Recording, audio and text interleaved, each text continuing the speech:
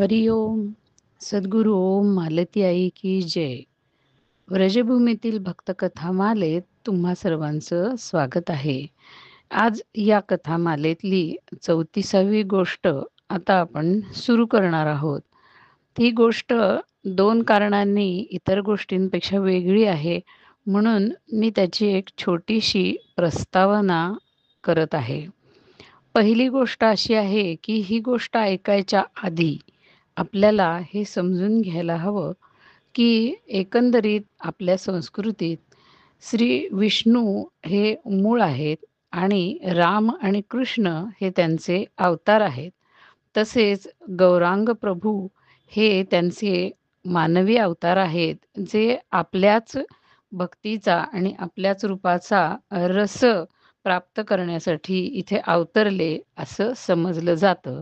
त्यामुळं श्री विष्णू, श्रीराम, श्रीकृष्ण आणि गौरांग प्रभू या सर्वांना एक समान लेखलं जातं. ते सर्व एकच आहेत असंच समाजात मान्यता आहे आणि एकाच दिव्य शक्तीची ही 4 विलोभनीय अशी प्रसिद्ध रूपं आहे. त्यामुळे रामाचा भक्त हा कृष्ण भक्तही असतोच आणि कृष्ण भक्त हा गौरांग प्रभूंना कृष्णच मानत असतो. या कथेचे नायक आहेत श्री रामदास काठिया बाबा. पहिली गोष्ट अशी आहे की ते श्रीरामाचे भक्त होते आणि पुढच्या त्यांच्या आयुष्यामध्ये त्यांनी वृंदावन येथे वास केला आणि श्रीकृष्णाचीही पूजा आणि भक्ती केली.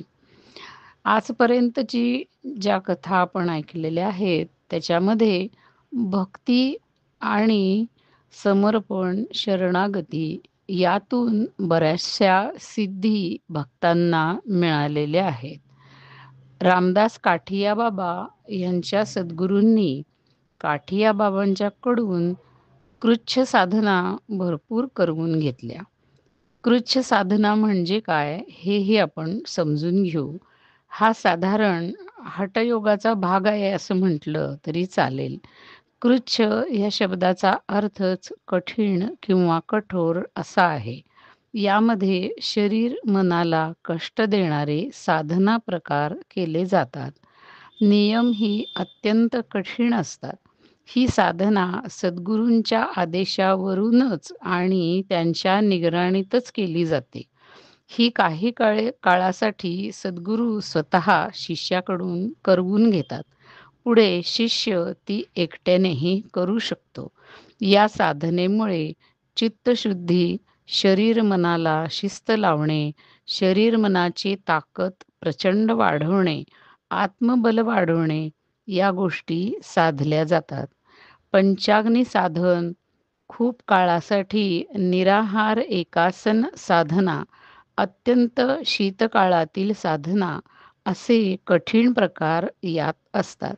अशी साधना केलेला साधक अत्यंत शक्तिशाली बनतो. अनेक दिव्य शक्ती त्याला प्राप्त होतात. ते सिद्ध बनतात. अनेक चमत्कार त्यांच्या आयुष्यात घडतात. तसेच चमत्कार रामदास काठिया बाबा यांच्याही आयुष्यामध्ये भरपूर घडलेले आहेत. अशी ही थोडीशी वेगळी आणि सुरस कथा आता आपण ऐकूयात. हरि ओम.